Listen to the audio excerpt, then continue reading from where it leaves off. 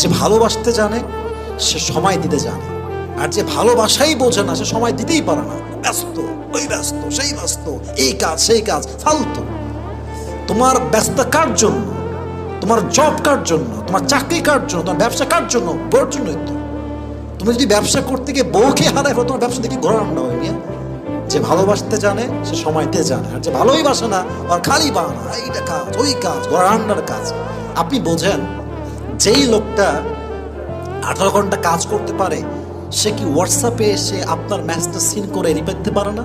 পারে। ওই ব্যক্তিত্ব নাই, ওই মনোমাইন্ড নাই, ওই ভালোবাসা নাই। আপনার কি মনে হয় যে একটা মেয়ে এত ব্যস্ত যে সে তার পুরো সময়ের ভিতরে তার স্বামীকে কল দিবে, টাইম মানে কিসের ব্যস্ত? ও কি এমন মহারানী হয়েছে? হ্যাঁ, দেশ চালছে প্রধানমন্ত্রী, তাকে তো সময় আছে স্বামীর সাথে কথা বলার, আর তোমার সময় নেই, তাই না? এটা ঠিক না। ভালোবাসার সবচেয়ে বড় দায়িত্বটা হচ্ছে সময় দেওয়া।